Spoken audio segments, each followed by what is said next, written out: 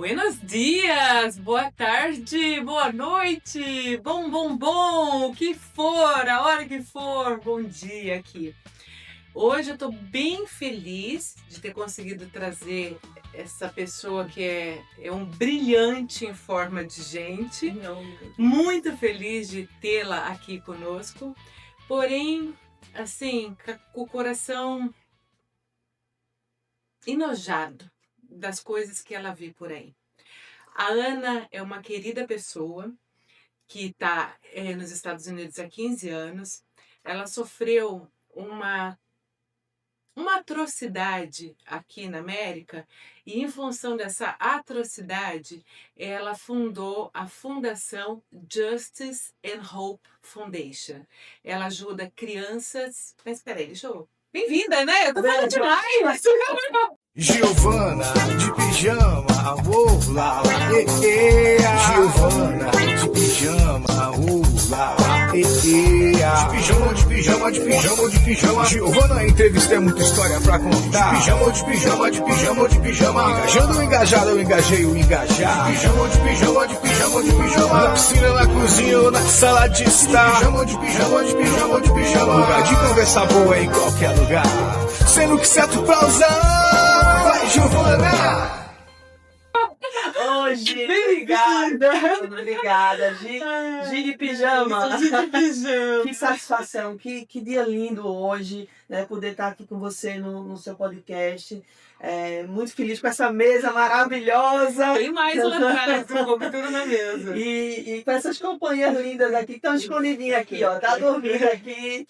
Mas é uma satisfação estar aqui com vocês, participando, para contar um pouco da minha vida, da minha experiência e do trabalho que eu faço, que eu atribuo uma importância tremenda para a nossa comunidade, para muitas vidas aí. Vamos contar, antes de falar sobre esse trabalho fenomenal que a Ana e a família da Ana desenvolvem aqui em Orlando não, nos Estados Unidos como um todo, né, Ana? Exato. Eu quero que antes você apresente o teu currículo, porque ele é tão vasto que eu não consegui decorar. É por causa da idade. Muita caminhada, já vem. Então, pelo sotaque já deu para ver aí, né? Que eu sou de Recife, sou nordestina, sou de Recife, sou advogada, atuante ainda, né? A despeito de estar aqui vivendo há muito tempo. Mas antes da minha formação no direito, eu também atuei na área de comunicação social, como relações públicas. Tive uma agência de comunicação rapidamente. E depois ingressei por tradição familiar e também por amor ao direito, à justiça, na profissão da advocacia. Depois eu vim para cá, para os Estados Unidos, depois de 18 anos advogando quase, vim para cá, para os Estados Unidos, e por razões que eu vou explicar durante o podcast. E aí comecei a estudar também. Hoje eu fiz especialização em Direito Migratório, tenho também, atuo na área de psicanálise também. E a razão desse trabalho da fundação, eu fiz psicanálise. Não atendo como psicanalista porque não é o meu foco é na psicanálise forense e também ajudar nas questões do atendimento na Hope and Justice, né? A gente já vai explicar o trabalho da fundação, mas antes de falar sobre o trabalho da fundação, Ana, se você não se importar, Não, claro, não. contar um pouco do porquê disso tudo, do porquê... Explica, porque é pesado, Eu vou trazer um pouquinho na história, por que eu vim morar aqui nos Estados Unidos, né? Na verdade, eu não vim morar, eu vim passar um tempo. Eu tenho uma irmã que é cidadã, já vive aqui há 25 anos, tenho primos, primas que vivem há muitos anos aqui nos Estados Unidos, e minha mãe, que também é advogada e tem escritório no Brasil, veio morar aqui também, porque já estava aposentada. Ela é advogada do Estado, tinha o escritório da iniciativa privada dela, e resolveu, né, já com uma certa idade, vir passar um tempo aqui, aplicou para a documentação dela, para um green card, através da minha irmã. Então eu já tinha toda uma história com os Estados Unidos, de família, de vinda. Já tinha passado um tempo aqui, de 2001 a 2003, também com minha família. Mas construí uma carreira no Brasil, né, na advocacia.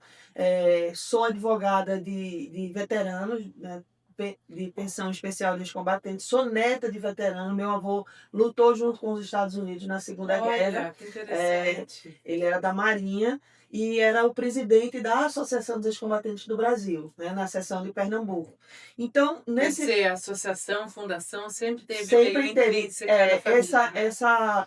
essa característica, esse perfil, né, de lutar por direitos de determinados grupos, né, lutar por direito de cidadãos. Então, sempre foi uma coisa também que vem uma história de família. A gente aprendeu isso também e me apaixonei por isso. Então, eu acho que seria legal, antes da gente contar esse fatídico episódio que Uhum. aconteceu no teu passado, você explicar exatamente o que é a fundação, Ana. O que você acha? Perfeito, perfeito. A Hope and Justice Foundation, ela é uma instituição sem fins lucrativos, né, criada por mim, fundada por mim, que hoje, graças a Deus, a gente tem uma equipe multidisciplinar de voluntários. Nós atuamos na prevenção e no combate ao tráfico humano, violência doméstica e ao abuso e exploração sexual infantil. Porque eu podia ter escolhido uma via só. Vou cuidar só de tráfico humano, ou só de violência doméstica, ou só de abuso e exploração sexual infantil. Mas com a minha vivência na advocacia, inclusive criminal no Brasil, com a minha vivência, com a minha experiência de vida também, eu também sofri um abuso aos 8 anos de idade de um familiar.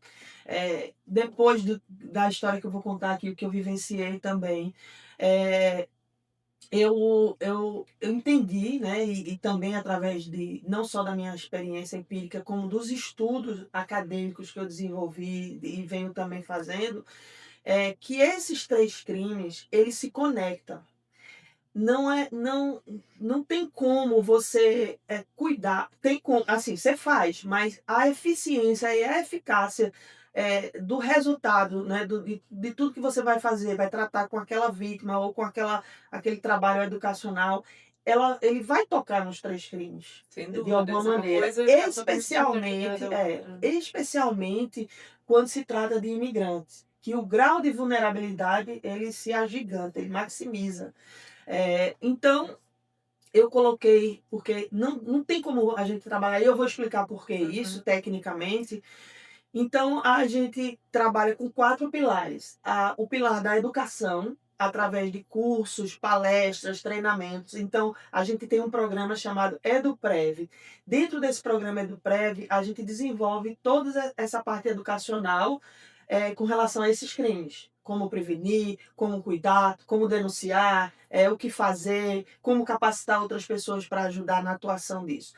E tem um outro viés dentro da parte educacional, que é a de formação profissional, que é o ProHope, onde as pessoas vítimas, sobreviventes, a gente também conecta com cursos de capacitação profissional, com universidades, com escolas, com idiomas, para que essa pessoa desenvolva profissionalmente, tecnicamente, e ela possa reconstruir a vida dela também dentro daquela filosofia de não só dar o peixe, mas ensinar a pescar, né? Biblicamente é o que Jesus nos ensinou, não é dar o peixe, viver dando o peixe, mas ensinar a pescar. Então, esse é o primeiro pilar da fundação. O segundo pilar é o pilar do suporte às vítimas. A gente tem o programa Taking Care. Dentro desse programa Taking Care, a gente tem todos os serviços que a gente, através de voluntários, de parceiros, a gente oferece na fundação, pro bono ou com valor social. Certo. Os primeiros 4 anos da fundação foi Quanto tempo tem a fundação hoje? 6 anos. 6 anos. Então, os primeiros 4 anos a gente ia fazendo pro bono, chegou um ponto que a gente ficou insustentável, então a gente precisou estipular um valor social. Explica para a galera o que é o pro bonus. O pro bono é a gratuidade, pro bono, pro bem, né? Para o bem, pessoas que têm uma situação financeira extremamente vulnerável, têm dificuldade de acessar advogados financeiramente, de acessar psicólogos, psiquiatras. Então, através do meu ciclo de amizade, do meu network. Por exemplo, Giovana é advogada, então, Giovana, você pode atender voluntariamente essa pessoa, ou você pode fazer um processo, ou então, se você é psicóloga, você pode. Então, a gente foi construindo uma rede de apoio. E isso tudo só aqui nos Estados Unidos, ou tem alguma... No mundo inteiro. Ah, A que gente bacana. atende vítimas no mundo inteiro. Que No Japão, em Portugal, na Espanha, na É França. global. É global, porque inicialmente, assim, quem procura mais a gente são os brasileiros, né? Por causa do idioma. Mas os brasileiros que estão onde? Aqui no nos mundo Estados inteiro, Unidos ou em no qualquer mundo lugar do inteiro, mundo? inclusive no Brasil, né? Certo. Então a gente tem essa atuação e o meu papel é conectar com tudo que é instituição, profissionais que estão alinhados com os nossos valores, com os nossos princípios, né? Eu costumo dizer que a Hope and Justice, a gente não tem placa de igreja e não tem partido político, mas a gente tem princípios e valores cristãos que a gente não negocia. Então a gente também trabalha com pessoas com esses princípios. A gente busca pessoas profissionais e instituições que valorizem, que vivam esses princípios. Mas eu acho que eu te cortei no pro bono, então o pro bono é o segundo pilar, correto? É o Taking Care, o programa Taking Care, que é o suporte à vítima. Aí o terceiro pilar é o pilar dos estudos e pesquisas para desenvolver projetos, propor políticas públicas. Um exemplo é que aqui na Flórida a gente tem a legislação da violência doméstica aqui na Flórida, ela não prevê ipsiliteris a violência psicológica e patrimonial, o que é um retrocesso, porque as legislações mais avançadas, inclusive no Brasil, que é a terceira, reconhece que a violência psicológica, muitas vezes, ela destrói tanto quanto ou mais do que a violência física, dependendo do que seja. Então, a gente tem grande dificuldade, muitas vezes, de conseguir uma medida protetiva para uma vítima, porque o abusador, ele destrói ela psicologicamente, emocionalmente, mas não tocou nela. Então, como ela não tem roncha, não tem corte, não tem tiro, não tem facada, o Estado não protege. Que absurdo. No Brasil, eu acho que é mais avançado que aqui nesse sentido. É a sentido. terceira mais avançada, porque a lei da violência doméstica é estadual, certo? E, inclusive, contraria a lei federal, que é o VAWA, que é o visto da violência que fala... Esse VAWA é da onde? Daqui dos Estados Unidos. É uma lei migratória que protege vítimas de violência doméstica que foram vítimas de cidadãos ou permanente residente aqui nos Estados Unidos. Então, essa lei, ela reconhece o abuso psicológico e patrimonial, mas a lei estadual não reconhece. E esse tipo de violência é tratado de maneira estadual, na justiça criminal. Então, essas nuances que a gente precisa mudar na legislação, aí esse terceiro pilar, que os estudos, pesquisas. Então, a gente fez uma proposta legislativa para mudar essa legislação da violência doméstica aqui na Flórida. E a mesma coisa a gente fez através desse departamento de estudos e pesquisas da Fundação, uma proposta legislativa para mudar a forma de escuta das crianças vítimas de violência aqui na Flórida. A gente teve um caso... Peraí. Antes de você contar esse caso, de novo, se não for problema para você, eu gostaria que você contasse a tua história, a tua vivência, o que você passou, que claro, foi muito terrível, mas querendo ou não, abriu um horizonte para salvar vidas nesse planeta, né? Exatamente. Vou falar planeta, porque como é global, e quando você salva uma vida, você salva o mundo, né? Exatamente. Então, é o seguinte, eu tive um problema de uma septicemia em 2007, muito grave. O que é septicemia? Septicemia é uma infecção generalizada dos órgãos. E me deram 72 horas de vida. Meu Deus. E como você descobriu? Eu fui para o hospital, estava no hospital, eu comecei com infecção urinária alta e eu não tinha os sintomas da infecção urinária baixa, que é a dor, quando você vai fazer xixi, essa coisa toda, e era alta, era no rim já. E aí eu comecei a piorar, achando que era gripe. Isso no Brasil. Ah, no Brasil? No Brasil, em 2007. Então, eu fui bater no hospital eu peguei uma bactéria, que estava matando todo mundo no meu estado que pegava essa bactéria nos hospitais públicos. Só que eu estava no hospital particular, em um dos melhores hospitais de Pernambuco. Para quem não sabe, o Pernambuco, ele é o maior Recife, é o maior polo médico depois de São Paulo, do Brasil inteiro. Então, assim, nós temos excelentes hospitais, excelentes médicos, mas tem essa questão, às vezes, da infecção. E aí, os médicos me deram 72 horas de vida, disse para minha mãe, pode preparar o enterro dela, ela não vai sair. Minha mãe comprou o caixão, comprou as coroas, e eu já tava... Você tinha quantos anos na época? Eu acho que eu tinha uns 34 anos, 35, por aí, alguma coisa nesse sentido. Minha vida era muito corrida, eu trabalhava na política também, eu trabalhava no meu escritório de advocacia, eu tinha uma fundação, uma ONG no Brasil, que a gente ajudava outras instituições, enfim... E muito trabalho e 4 filhos adolescentes, né, e tal. Meu Deus! E aí, eu não me alimentava direito, corria muita loucura. E minhas defesas baixaram e eu tive esse problema, mas para a honra e glória do nosso Senhor Jesus Cristo, Ele fez um milagre e eu escapei, né? Deu traço na morte. Aí, aí disse, vou mudar meu estilo de vida. Meu apartamento, quase na beira-mar de Boa Viagem, da praia de Boa Viagem. E eu disse, eu vou caminhar, só vou para o escritório mais tarde. Não consegui fazer, a demanda era muito grande, era muito acesso. E aí, 2010, eu tive um câncer. Câncer aonde? Câncer de tireoide.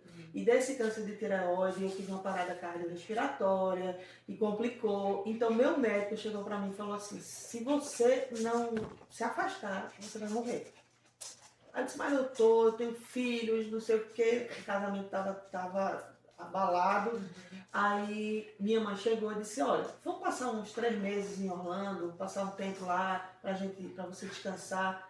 Eu até brinquei assim, porque eu tenho uma carteira de cliente, meu escritório com mais de 2.500 processos, a coisa funcionando. E ela tudo disse, redondinho. Tudo redondinho. Mas a saúde, quando o ela corpo disse, sente, pois é difícil, né? Muito. E assim, aí eu disse, não, eu vou passar um tempo. Aí eu falei assim, mãe, eu tô tão cansada, tão esgotada, que se brincar eu fico por lá. Aí ela disse, você tá louca, você tem seus filhos, não sei o que. Eu disse, ai mãe, eu não tô aguentando, tô vendo a hora de eu morrer. Quantos anos tinham seus filhos na época? A mais nova tava com 14 anos, 13, 14 anos, uma coisa assim. E aí eu vim passar uns 3 meses e o casamento acabou. Já não estava legal. Já não estava legal, o casamento acabou. Os meus filhos não queriam vir. E acabou que eu fui ficando na casa de manhinha, dormindo até mais tarde, fazendo o que eu não fazia há muitos anos na minha vida. Vivendo a vida de filha, Vivendo a vida de filha, né? E aí eu digo, sabe uma coisa, eu vou ficar mais um tempo aqui. Aí fiz um contrato com meu genro, que é advogado, minha filha que é advogada, para eles assumirem os meus processos e tocarem e fiquei. Foi quando eu conheci, eu sou da First Baptist de Orlando, e frequentando lá e tal, e através de um outro casal que não era dessa igreja, que é pastor e tal, me apresentou a um americano, extremamente distinto, um americano, assim, um gentleman, classe média alta, bem postado, ele era realtor, conhecia a família, e ele começou a querer assediar, só que eu não queria, porque eu tinha acabado praticamente de sair de um relacionamento, eu estava muito esgotada e querendo viver a vida que estava ficando muito boa. E aí eu comecei a ver como é que eu ia fazer, e ele começou a conquistar meus amigos, minhas amigas, começou a frequentar a mesma igreja, começou a me cortejar, e aí as pessoas começaram a torcer pelo relacionamento. E todo mundo, é muito ruim. Até o nosso pastor na época, ele falou assim, é muito ruim ficar só aqui nos Estados Unidos, vocês formam um casal bacana. Eu conheci a família, a filha do primeiro casamento. Quantos anos ele tinha na época? Ele era 18 anos mais velho que eu. Na época, eu não me recordo da ele idade. era 18 anos mais velho que você. E aí eu sei que eu resolvi ceder e casei. Né? E ele queria, porque ele queria muito casar, queria casar. Eu disse, acabei de me separar, não quero casar. E conquistou meus filhos. né? E conquistou mesmo, quando conquista o filho, né? Não tem mais o que Então, fazer, né? você, aí eu vendia alguns patrimônios, algumas poucas coisas que eu tinha na minha cidade e compramos uma casa em Devonport, a casa dos meus sonhos, com tudo que eu queria, uma estrutura, um condomínio maravilhoso, um country club, golf country club perfeito, assim, tudo lindo, tudo sonho encantado. Ele não deixava eu pisar no chão para não sujar meus pés, tudo era assim, sabe, atrás. Te cortejava, me cortejando, né? E meus filhos e tal. Quando eu fiz 6 meses de casada, eu vou andando na sala da minha casa em direção à piscina, eu estava só. Estava morando comigo ele e a minha filha que tinha vindo do Brasil para estudar aqui. Quantos anos tinha tua filha? E o meu filho, ela estava com 14 anos. Ela tinha acabado de completar 15 anos. E o meu filho que também veio para fazer faculdade aqui e ele era o sponsor, né? Ele ficou insistindo. Ele era o tempo todo chamando meus filhos para virem para cá. A mais velha não quis ir de jeito nenhum, disse não, eu tenho minha vida aqui, não quero. A do meio também não quis ficar. E o segundo, meu filho, disse não, eu vou estudar. Ele estava fazendo Direito no Brasil. Eu vou fazer faculdade aí e tal. Ele, não, venha, você seu sponsor, você... Mas minhas filhas outras, elas vinham, por exemplo, Natal, passavam um mês aqui na casa da minha mãe. Enquanto nossa casa não ficava pronta, a gente ficava na casa da minha mãe. E tua mãe achava ele o máximo também? Também, gostava e tal. Minha mãe, ela é meio desconfiada assim, mas nada demais, né? Só porque foi muito rápido e tal. Acontece que quando eu me mudei para essa casa, a Renata foi comigo, que é a minha filha, e o Miguel ficou comigo, ficou na casa da minha mãe, indo somente nos finais de semana, porque era distante da faculdade dele, a minha casa. Mas estava sempre com a gente. E aí eu vou passando nesse dia em direção à piscina, eu escuto uma voz. Volta e abre aquela pasta ali dentro, ali na mesa. Eu olhei para a mesa, era uma mesa de vidro enorme, vi a pasta, uma pasta dele, que ele usava para trabalhar e tal, e tava lá a pasta. E eu parei assim, Senhor, o que é isso? Continuei indo em direção, volte e abra aquela pasta ali na mesa. É o Espírito Santo, né? Total.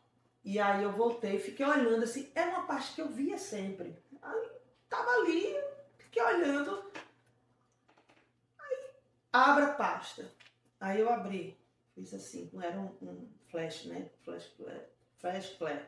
Abri e fiquei olhando, ele bota a mão no bolso. Quando eu botei a mão no bolso, um bolsinho de couro que tinha, pastela de couro, veio um DVD que estava escrito Pornô Teenager.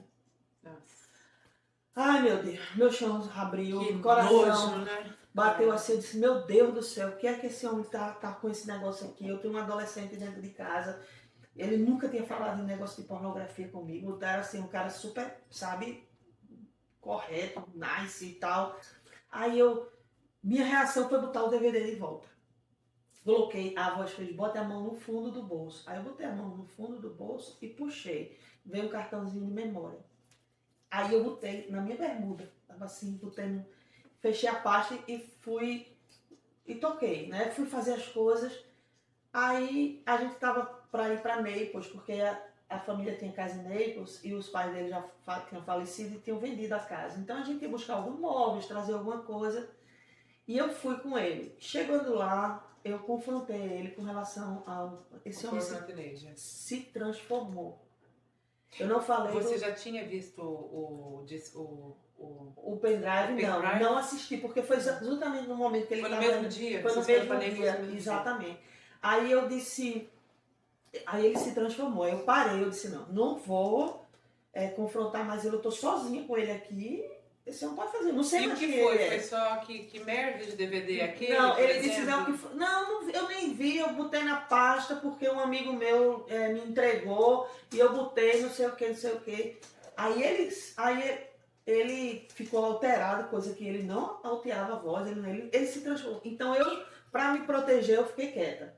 Voltamos. Quando nós voltamos, caminhão de mudança, trazendo tudo, baixando, aí chegou um casal amigo nosso, foi ajudar. Aí minha filha pediu para ir na casa da filha desse casal, que ela, enquanto a gente estava arrumando tudo, e ela foi para lá, e quando terminou tudo, que Foi no outro dia, no sábado, que ela estava lá, ela dormiu lá. Ele chega para mim de manhã, e nisso eu tinha um cachorro que eu tinha adotado. Esse cachorro já estava uma semana doente. E a gente levava para médico. Cachorro sente tudo. E voltava e levava. E ele foi levar o cachorro eu ia dizer pediatra, né? No veterinário. Aí ele veio antes de sair, ele me perguntou: você viu um cartão de memória que estava na minha pasta? Aí eu me lembrei do cartão de memória. Aí eu disse: não vi. E você não abriu esse cartão de memória? Jesus amado, se tivesse não teve oportunidade. Ele colava em mim. Ele colava. Aí nessa hora que ele foi no veterinário, eu peguei o cartão de memória e fui assistir. Quando eu abro, que eu vejo minha filha tomando banho, trocando de roupa. Para resumir a história, descobri que ele fazia parte de uma rede de pedofilia e tráfico humano. Nossa. Que o objetivo dele era me matar e levar minha filha para fazer dinheiro com ela. Ele tinha colocado câmeras na casa da minha mãe, na época que a gente ficou lá, filmou todas as minhas filhas, filmou e vendia esses vídeos na Dark Web, que estão até hoje na mão na Dark Web, por 70 mil, 50 mil. Ele filmava as relações que a gente tinha. Ele filmava tudo. Até na casa da minha mãe, minha sobrinha de 5 anos, tomando banho, tudo. E você conseguiu colocar esse monstro na cadeia? Consegui colocar na cadeia, Glória mas ele tentou, contratou 2 assassinos para me matar. Na época que ele foi preso. Esses assassinos escreveram uma carta para mim, dizendo que eles eram criminosos, mas ele tinha uma filha de 10 anos e não podia imaginar alguém fazer com a filha dele o que aquele disgust pervert disse que ia fazer com a minha filha. E que ele estava pagando $70 mil. Eu tenho essa carta até hoje. Essa carta foi para a polícia. Era 40, dava 10 e depois dava mais 40, $50 mil. Ele contou a história, contou como me conheceu, os criminosos. Sabiam de tudo. Sabiam de tudo. E aí, quando eu peguei essa carta, ele estava na condição. Ele tinha conseguido uma liberdade condicional. Então, eu resumi, né, tudo, eu dei o final, mas foi todo um drama, assim, que eu vivi, que eu nunca... Tá, mas em qual momento você conseguiu colocar ele na cadeia? Aí, quando ele voltou do veterinário, eu tava aos prantos. E eu vi a voz: não confronte ele, não confronte, não brigue, porque a vontade que eu tinha era de cometer um crime. De tão indignada e desesperada que eu tava. Quando eu vi o vídeo, eu corri no banheiro dela e eu olhei para a parede que dava de frente para o chuveiro, para o vaso, como é que se chama? O termostato. E eu puxei. Quando eu puxei, a câmera estava dentro do termostato. Que filha de uma... A câmera estava dentro do termostato. Abençoado. E eu saí dentro da casa, assim... Eu fui pro office que a gente tinha, ele tinha um certo cuidado com esse office, porque ele ficava: não entra aí, não sei o que, eu disse: o office também é meu, eu quero trabalhar aqui e tal. E sabe como vai caindo o véu, assim, eu achei rádio relógio com câmera, esse negócio de incêndio com câmera, chaveiro, óculos com câmera. Ele era um criminoso profissional. Profissional. Ana, meu Deus do céu. Eu nunca tinha visto na minha vida garrafa de água mineral com câmera. A garrafa de água mineral com câmara. O Espírito Santo abriu meus olhos assim, tirou as escamas. E aí eu fui pegando isso, colocando dentro de uma caixa. Isso foi num sábado. Colocando dentro de uma caixa e desesperado. Achei um monte de pendrive, de cartão de memória. Aí meu filho já estava lá em casa, que todo final de semana ele vinha passar comigo. E meu filho sempre foi um suporte para mim, de apoio e tal. E eu chamei ele, eu fiz: meu filho, olha o que está acontecendo aqui, não sei o que. Ele: mãe, isso é muito, muito grave, vamos chamar a polícia. Eu disse: calma, a gente primeiro precisa se proteger, calma, pegue tudo isso aqui, leve para casa da sua avó e volte para cá urgente. Aí ele pegou tudo, levou, porque aquilo ali... Que ano foi isso, Ana? Isso foi em 2014. 2014. Aí eu disse: porque aquilo ali era a minha garantia de que se ele fizesse alguma coisa contra mim, tinha as provas. Tinha as provas de que era ele, né? Você pegou todos os pendrives? Todos, tudo. Inclusive, depois eu consegui pegar o computador dele, o Mac dele e o celular. Ele só fugiu com o iPad. Ah, ele chegou a fugir. Ele chegou a fugir, porque isso foi no sábado. Aí eu só chorava. Aí eu liguei. Galera, e não esquece que ela conheceu ele dentro de uma igreja. Através Dentro de igreja também existem pecadores de todos os níveis. Então não é só na rua que tem, não. Tem em todo lugar. Pode ser na católica, na evangélica, qualquer onde lugar. for. Então, nesse dia que ele foi ao veterinário e que eu descobri tudo, meu filho conseguiu tirar o que eu entendi que seria uma garantia para negociar com ele, para prova com ele. Eu falei para ele que já sabia de tudo que ele estava fazendo, só que naquele momento eu entendia que ele era um pedófilo. Tá? Pronto, é um pedófilo e cometeu crime. E eu falei para ele, você sabe que o que você está fazendo é crime. Ele sei, eu disse... Espera só um pouquinho, cachorrada, eles não podem ver pão. Tá fazendo meu pão. Quê? Não, dá um pedaço do outro pão para eles. É incrível, eles são farináceos. 75 years later. Então, eu falei para ele o seguinte, por que você fez isso? Aí ele me disse assim, você sabe que você está doente, né? E o que você comete é crime, né? Ou seja, o que você trabalha hoje, né? Ele exatamente. Aí ele falou assim... Como chama? Senhor...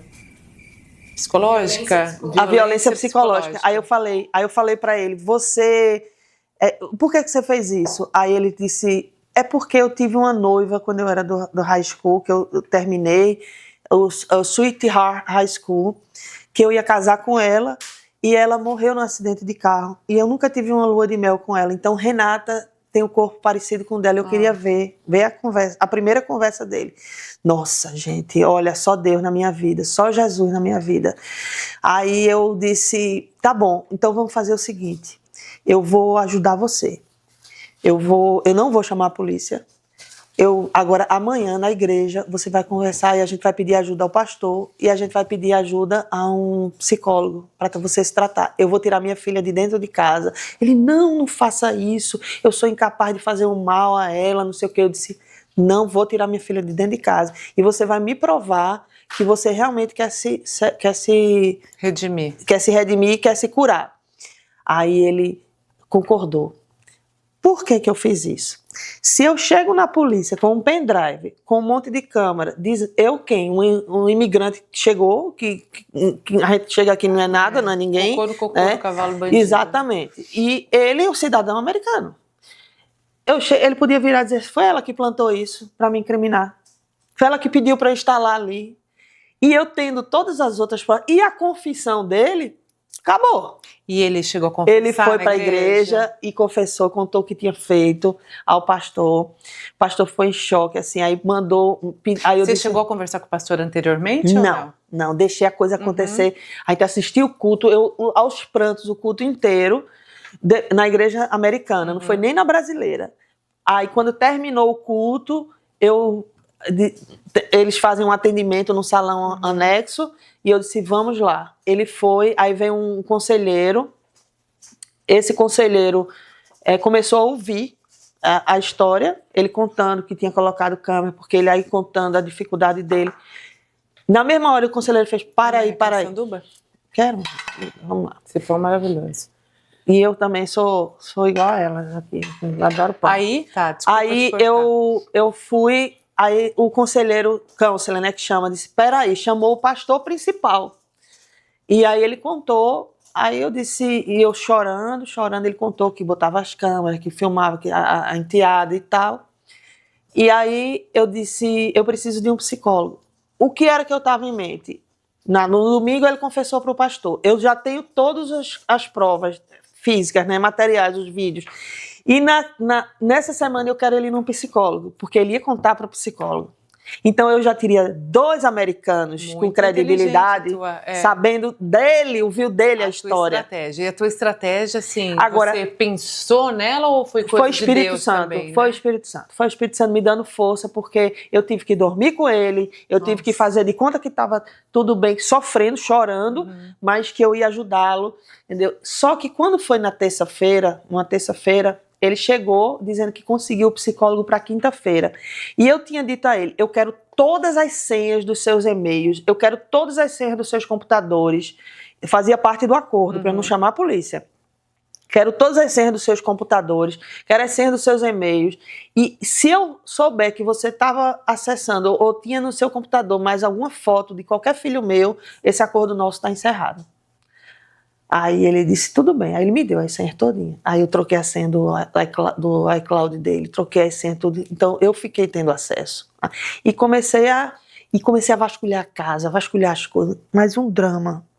Isso, drama. Então, de quando você descobriu até você conseguir colocar ele na cadeia, quanto tempo foi? Pronto. Aí na terça-feira, ele foi levado de novo, o cachorro continuava doente, Jax. Continuava doente. Aí ele foi de novo no médico levar o cachorro. Quando ele foi, antes dele sair, eu fui num dos computadores, ele tinha vários computadores. Tava com a outra senha, ele tinha mudado. Aí eu disse, por que Ou seja, talvez ele pode ter deixado algum computador com você e tinha outros com mais conteúdo. Aí eu achei mais conteúdo. Aí foi uma discussão. Nessa discussão, ele me deu uma gravata e me jogou no chão e começou a me enforcar. E eu já estava... Aí minha filha estava no loft, ouviu eu chamando o nome dela e minha voz indo embora. Gi, eu sou faixa verde em kickbox. Eu sei atirar, eu sei lutar. Isso antes ou depois? Sempre, desde sempre. Só que na hora que eu pensei em reagir, o Espírito Santo falou, não faça nada. A minha confiança foi tão grande nele, tipo assim, tô entregue aqui ao pai, eu não vou fazer. A minha filha chegou na hora, ele parou. Porque eu ia pegar uma faca ali, eu ia matá-lo. Meu Deus. Eu ia desgraçar com a minha vida. Porque eu estava ele ia me matar. E eu sabia sair daquela situação ali. Mas o Espírito Santo pediu para não fazer nada. Quando minha filha desceu, ele soltou.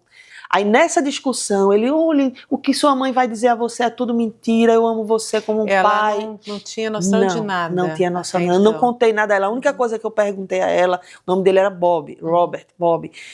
Renata, você já percebeu alguma coisa estranha de Bob com você? Aí ela disse, não, mãe, ele é super respeitador, ele nem me abraça direito, não sei o que e tal. Aí eu disse, olha, eu tive um pesadelo e isso já no sábado, a partir desse dia você só durma com sua porta fechada, você só abre se for eu pedindo para você abrir. Ela tinha um quarto grande, tinha suíte, tinha tudo lá dentro, então você só abre se eu pedir para você abrir. Aí ela, ok. Ela ficou na dela, não questionou, ela estava pensando que era uma discussão normal, assim, sei lá, de marido e mulher e tal. Foi quando ela começou, aí ela ouviu minha voz, aí ela chegou. Nesse dia ele foge. Esse dia foi qual da semana? Terça-feira. Foi na terça, no dia que ele estava atrás de psicóloga, tarará. Exato, que ele já tinha dito que tinha conseguido o psicólogo para quinta-feira. Entendi. Aí eu, aos prantos, aí liguei, meu filho, aí ele fugiu, pegou só o iPad, eu fiquei com o MacBook dele e fiquei com o telefone. Quando eu vejo, ele trocou a senha do banco. Porque eu trouxe todo o meu dinheiro no Brasil, que estava numa conta conjunta. Exatamente, eu botava na conta dele. Eu não tinha conta conjunta, mas você tinha a conta dele, tinha a minha conta. Mas eu ia muita coisa para a conta dele.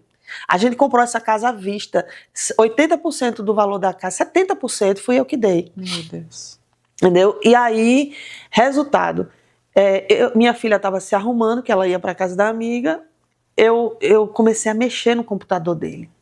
Gente, quando eu abri uns arquivos que tinha lá, aí tinha só link da Dark Web. Tinha escrito assim, padrasto assistindo enteada tirar as calças.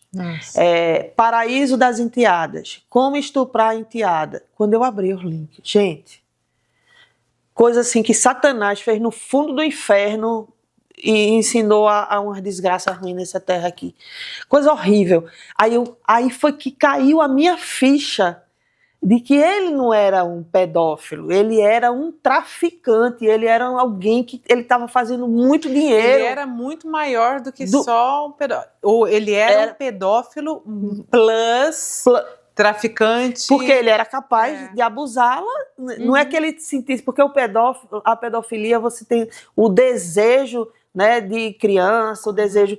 Ele não é que ele tivesse o desejo, ele via naquilo uma oportunidade de fazer dinheiro, muito dinheiro com aquilo, porque é um mercado bilionário, o tráfico humano. E isso é tráfico humano. Só que nessa época a lei ainda não admitia a venda de imagens como tráfico. Começou a vigorar isso em 2020, se eu não me engano. Então, ele não foi sentenciado como tráfico. Ele confessou 29 crimes contra mim, a minha filha. E os meus filhos, né? Mas ele foi mais, assim, o foco foi mais na minha filha de 14, na de 17, que fugiu desesperada. Ela até hoje tem pesadelo com ele. Meu Deus. Aí ela foi, ele foi, fugiu, aí pronto. Aí nesse dia eu disse, pelo amor de Deus, Renata, é muito pior do que a gente estava imaginando. Aí liguei para meu filho, Miguel e Renata, mãe, vamos embora daqui, que ele pode vir aqui e a gente não sabe o que ele pode fazer com a gente. A gente estava no local, era distante, era Devonport, minha mãe mora no Milênia, um condomínio enorme, gigante, a gente, inclusive com casas novas. Aí eu peguei o cachorro, foi aquela agonia, aquele desespero, juntando as coisas, eu chorava, culpa, vergonha, humilhação, me sentindo culpada de ter colocado minha filha naquela situação, meus filhos, eu digo, meu Deus do céu, eu só chorava. Aí liguei para uma amiga minha, aí disse a ela, tá acontecendo isso, ela ligue para a polícia agora, eu não tenho condição nem de falar, eu vou para casa de manhã. Minha mãe não estava aqui, ela estava com minha irmã em Pensacola, que tinha tido neném. Tinha tido neném. São essas coisinhas lindas aqui. Então, ela tinha tido neném e minha mãe estava acompanhando ela. E eu não queria que minha mãe soubesse de lá. Então, fui para a casa da minha mãe, chorei a noite inteira, não dormi. E no outro dia, aí chamei o casal que tinha apresentado ele a mim, que eram pastores. Chamei o meu pastor da igreja brasileira, que era o pastor Nassif na época. Nassif é meu amigão. Pronto, o pastor Nassif me acompanhou tudo. O pastor Nassif chorava, me abraçava. Nassif, te amo. Pastor Nassif também amo. Então o pastor Nassif me acompanhou. Aí chegou essa amiga também, aí minha filha, aí eu chamei a polícia.